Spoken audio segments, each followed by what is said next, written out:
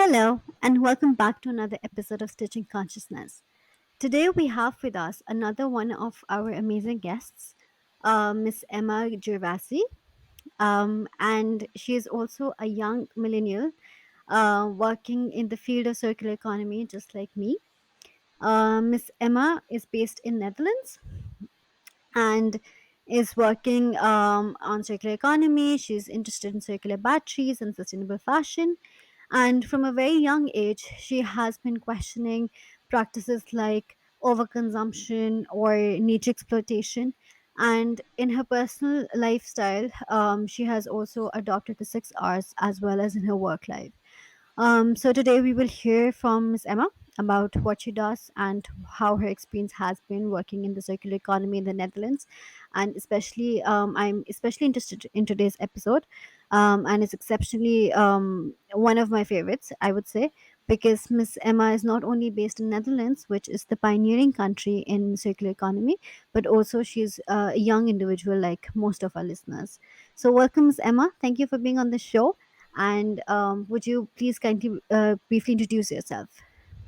Absolutely. Thank you so much. First of all, thank you for the invite. It's very great to have a seat at the table as a young professional. And yeah, it's very exciting to be talking about these topics that for me are really my passion and the purpose and mission of my life. Going back to me, I'm Emma. I'm a young professional, as you said, and I work in circular economy right now, based in the Netherlands. And originally, I'm from Italy. Although I feel European, and I had really the luck and the pleasure to work in different European countries and to experience the differences in culture, because that also has quite a lot to do with circular economy and our sustainable lifestyles. Italy is very much well known for, food and beautiful scenery and rich culture and history. But so much of that is a stake because really Italy is very prone to all of the detrimental negative effects of human-induced climate change, of environmental degradation. And I think I was growing, I was literally witnessing all of these negative effects. And on my skin, still today, I see what it means to have wildfires and having to escape for that, or what it means to have heat waves and really reaching 48, 50 degrees in summer, or what it means, for example, to have pollutants in the water that you go, to the beach to. And all of these things have, initially made me feel a bit powerless, because I thought, okay, I will do all the best I can in my own life, using my water bottle that is, refillable and reusable, recycling and things like that. But really, I felt like in the end, the bigger picture, I cannot influence it.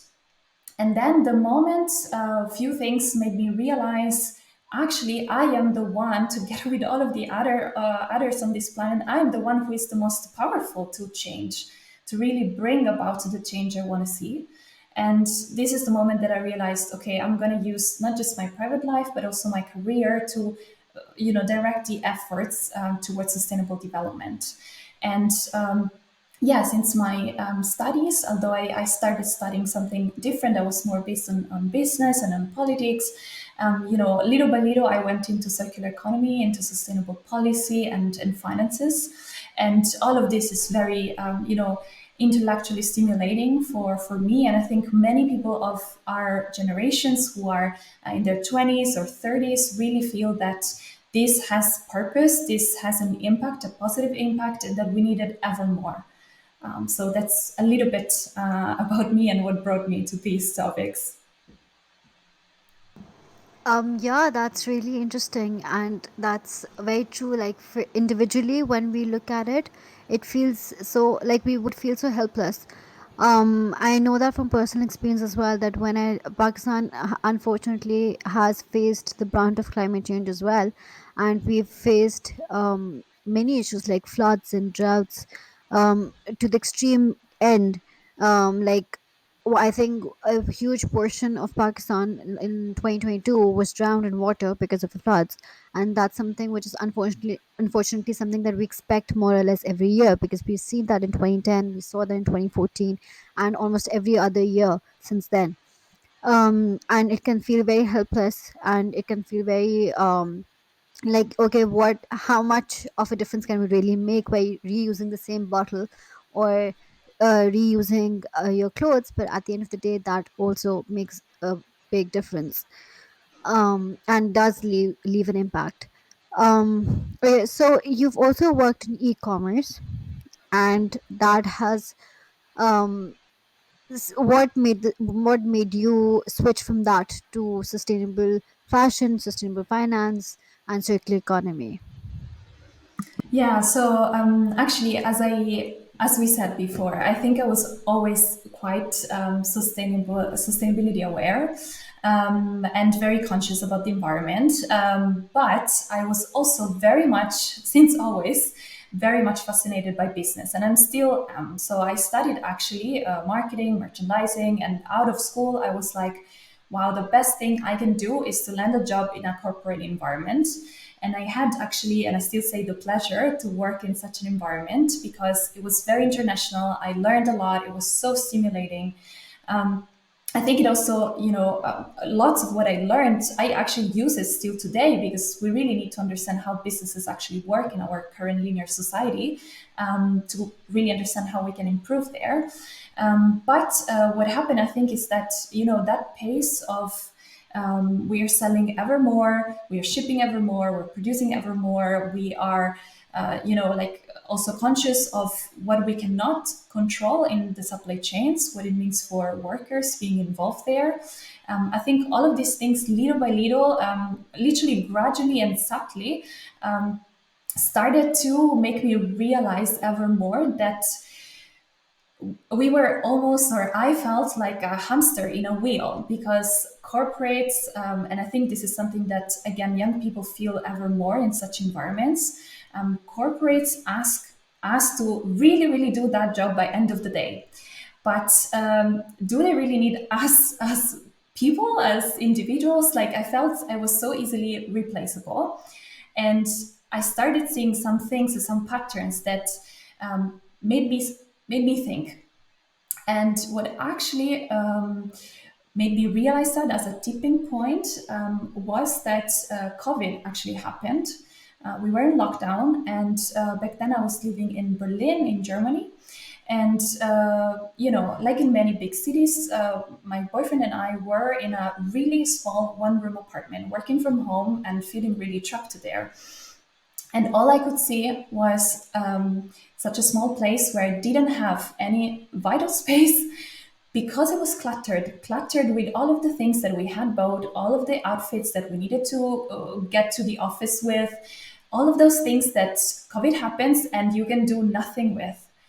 And at the same time, like many of us, we realized, wow, like look how there was literally data evidence coming in that said, look how the environment is doing better since we humans are not there to trash it and to use it. And me, first, right? I was the one who was taking the, I don't know, a croissant on the way in an oversized bag that can contain 15 croissants maybe.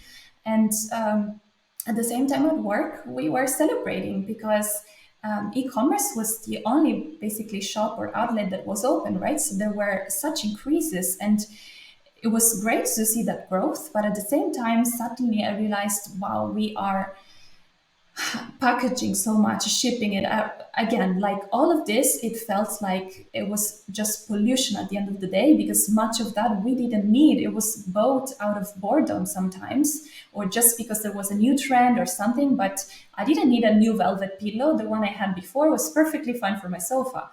And I think all of these things at some point made a bubble burst in my mind. And that's when I realized, okay, I want to actually dive deeper into sustainability, into circularity, into the policies that can enable all of that. And that brought me to those topics, yeah, in the first place. Yeah, that's actually very true. And I think minimalism should be more than just an Instagram trend, it should be a lifestyle. Exactly. Yeah. And not too difficult to attain, I feel. Not If only we wanted. Yeah.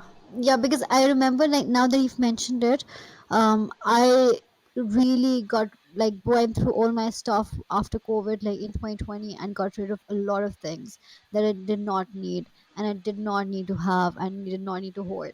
So yeah, I think that's COVID was a wake up call for a lot of people in a lot of ways. Yeah.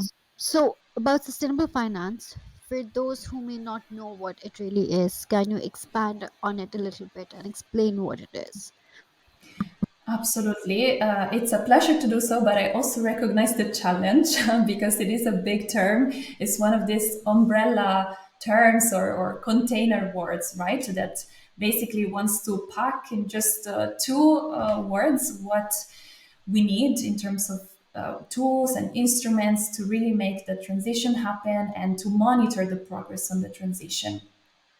And maybe, to start from finance, traditional finance, what we know and what we grow with is this kind of belief that, okay, money is fueling the economy.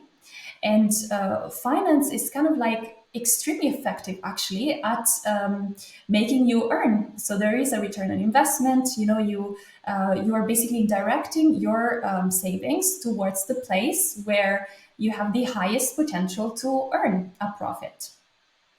And at the same time that it's been so successful, it has failed very terribly, finance, to protect the communities, to protect workers, to protect children from going into child labor, to protect our environments ultimately. And what sustainable finance wants to very simply put is to use all of these existing tools of traditional finance and just redesign it in a way that money is directed towards investments and towards activities that not only can promise you an economic return, so a profit as we're used to, but that also can contribute positively to environmental regeneration, environmental protection, social conditions. So all of these things, obviously, this is why the topic is complex, is that all of these things need different stakeholders, different sectors to work together in conjunction. So we need both a top down and a bottom up approach to reach this ultimate goal. And when, even for myself, because I myself had not heard of this, and you really don't even learn that in school, what sustainable finance is, even when you go to a business school. And I think this is really something that we need to change.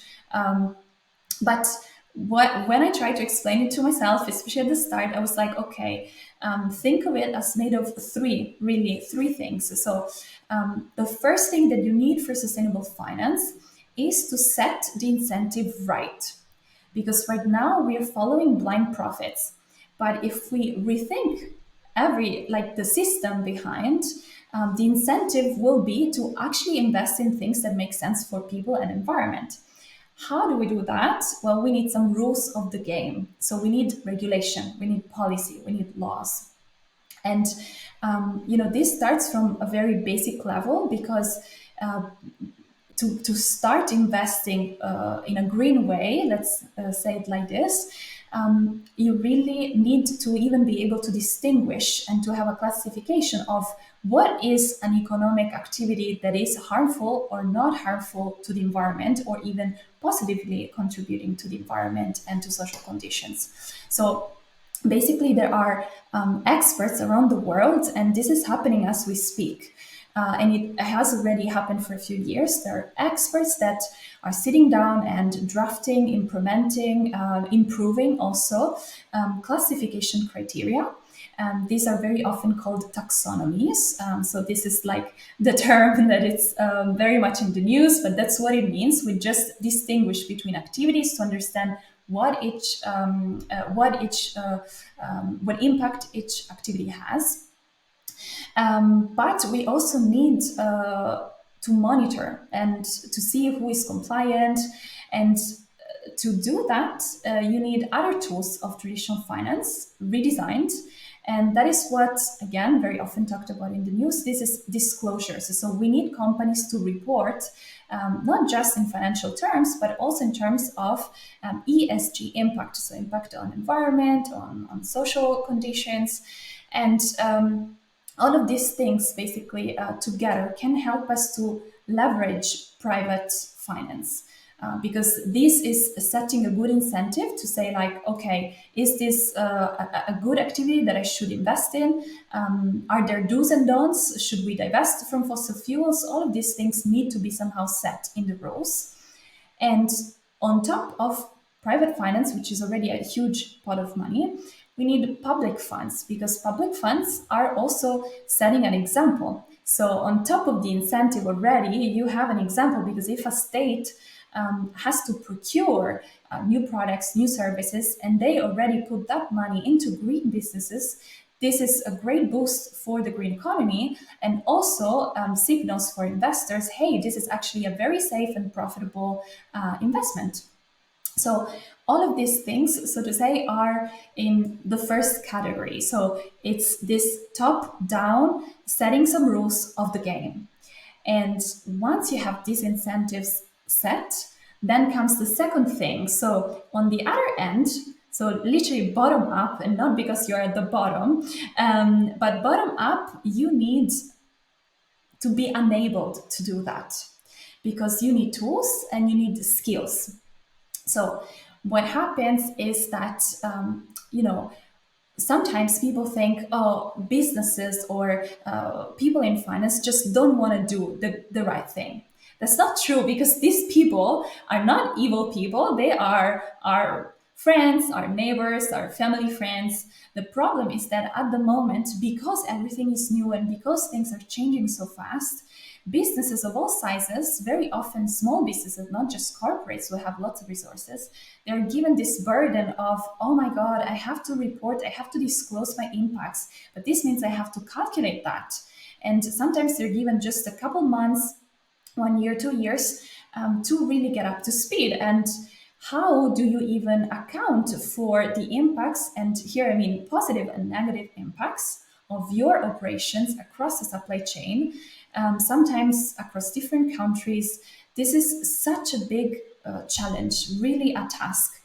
And what you can do, and luckily they are already doing it, you can use technology and softwares that help you to quantify those impacts. And when it comes, for example, to negative environmental impacts, there is already a lot done on carbon emissions. But very soon there will be, and already actually, there will be criteria and softwares on circular economy, biodiversity impacts, and things like this, because we're refining as we go. But the idea is that we need to give trainings to the people who need to report.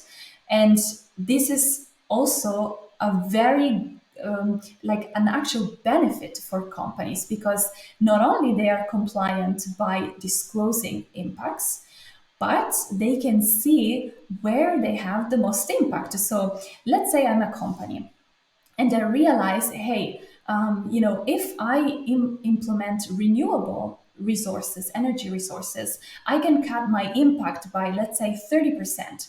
What it does to you is that, first of all, you can be actually saving money. On top of this, you are compliant. And thirdly, win-win situation, you're signaling to your investors that you're worth the investment, because you are going into the right direction.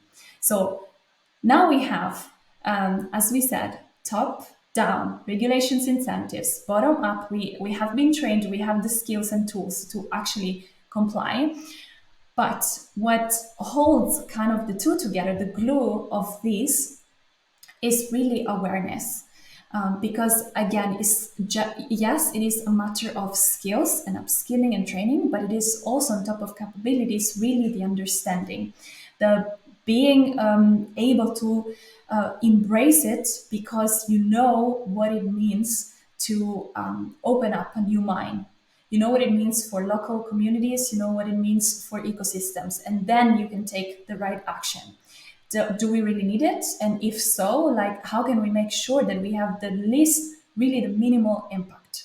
So this is something, again, we go back to education, to awareness raising, to talking about things because very often who is in a position of power, it's maybe like a senior generation that has been like so used literally to just thinking about the profits, and they maybe just don't see what else is there in the picture, or they just don't know how to deal with that.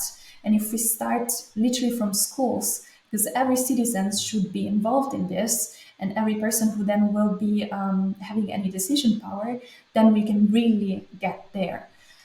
So I hope I packed this well. It's a very complex topic, and this is just meant to be a little bit of an introduction. But I hope that it inspires others to look further into this, because I myself was scared even of this topic. I was like, it's so much bigger than me. Oh my God, there is finance in there. I thought it had to do with Wall Street or something.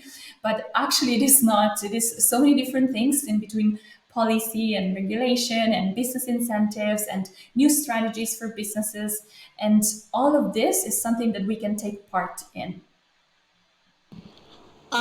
Definitely a very complicated topic. However, you explained it quite nicely. And I could not agree more on the fact that it should start in schools. And it should start in college, universities when people are taking the degrees. It should be a part of the syllabus, which is, I think, very important, and awareness is very important as well. Um, so, when it comes to circular economy, are there any specific examples that you have that might have been success stories, and they have been successful in being not just environmentally and maybe socially sustainable, but also economically good as well, and being actually a true success story, which can be long lasting and people can actually follow that and be inspired by it? Yeah, with pleasure. There are actually, luckily, countless examples to be told. Many things that are around us as business models or best practices, like they are already circular, or they already incorporate circular practices and strategies, but we just don't know about this, or we are not used to call them as such, because this is kind of a new, a new concept as well. And actually, in traditional communities or in the global south, there is so much going on with circular economy already. And we just need to talk more about it, and to being able to spot those things and to learn from these examples. Um, but so through my work, but also through my interest, I've seen quite a few. Maybe just very briefly, a small step back to explain what success is in circular economy, because I love your question. You said like what are the impacts, and what is the economic profit, but also the contributions, positive contributions to people and environment. And circular economy is all about this. Like very often we think, okay, since it is an economic strategy, it is only about the economy and changing the economy.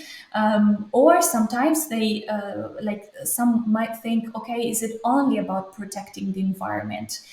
But circular economy is a paradigm shift. So it wants to incorporate all of these different aspects and wants to do more with less, so more functionality, more productivity, but with less materials, with less impact, with less inequalities. So what happens is that we want to keep all of the materials, resources in the loop, so that everything is used, reused as much as possible, and really only reaches recycling when things are at end of life, cannot be reused again, and they can be teared apart and put into back into the production cycle as secondary raw materials.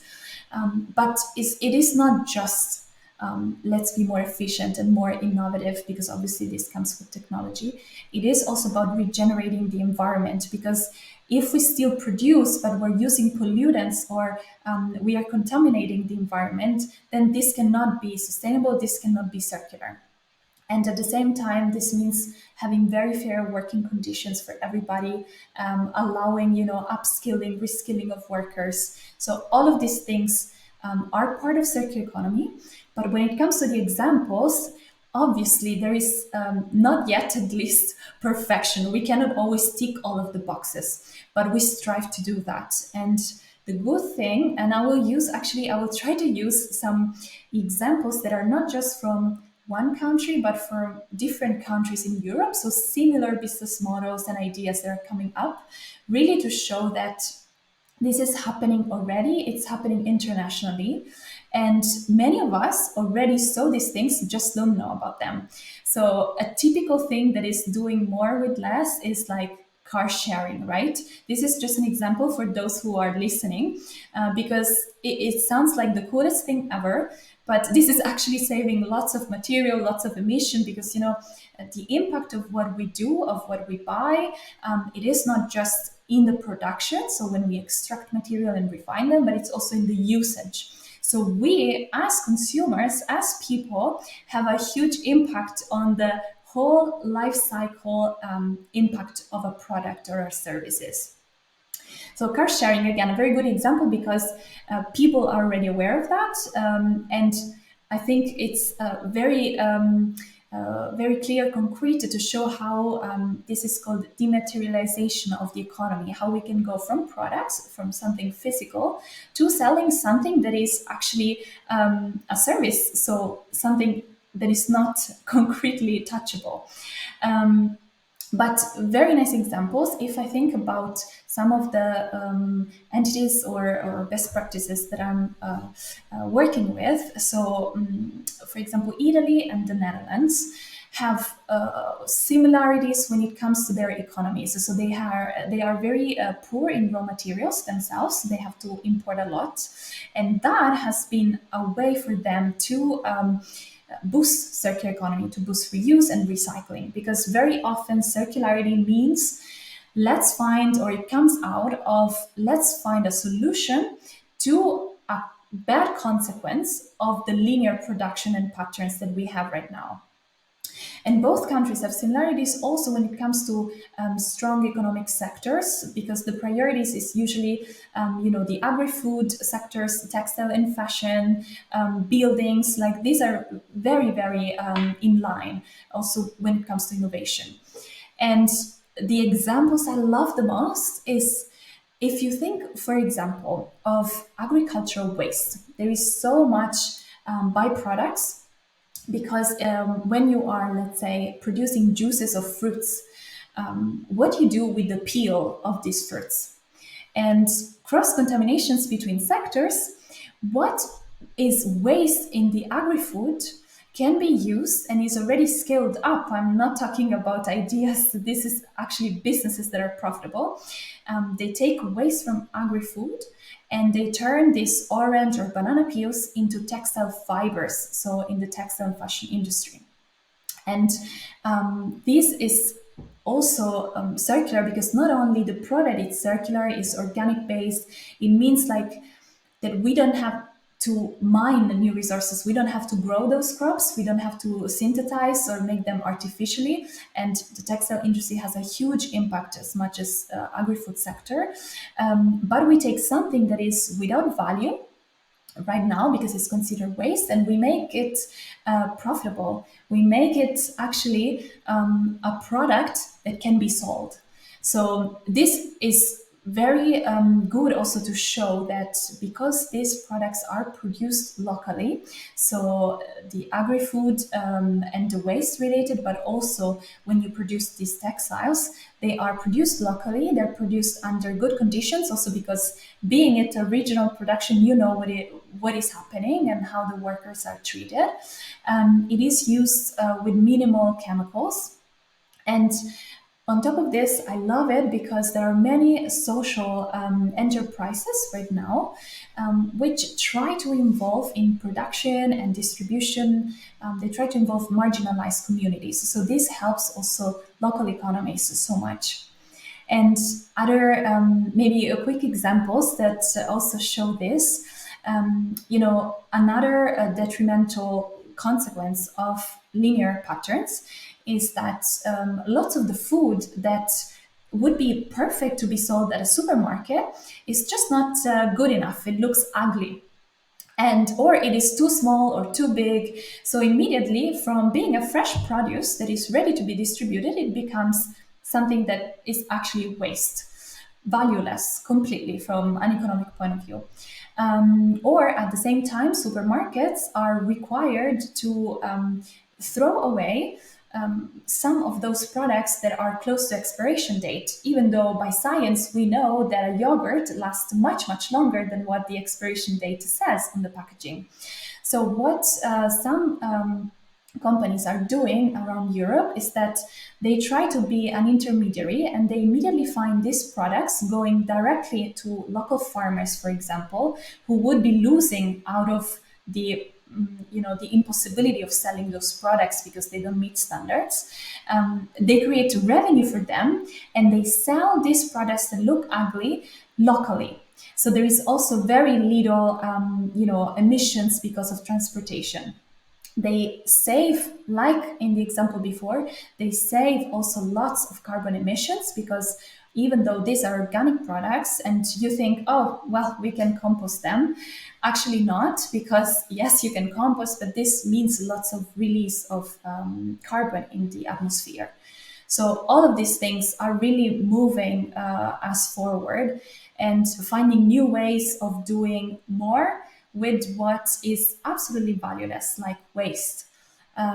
Last example, I love coffee, and I think many of the people who follow us can, just feel like me on the fact that coffee as a commodity has a terrible impact on the environment and ecosystems and social conditions and things like this. And especially the reason is that coffee is a liquid and most of it is water. But what do you do with all of those coffee beans and coffee grounds? I mean, they are basically spent because you make your coffee, you get the juice practically out of these beans, and then you have mounting waste out of the spent coffee grounds.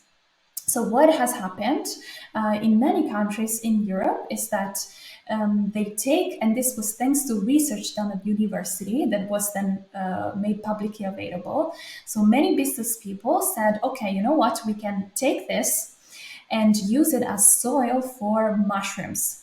And this type of mushroom grows out of mycelium, so out of seeds, and it grows in dark environments, so warehouses or in the underground of a restaurant or a supermarket.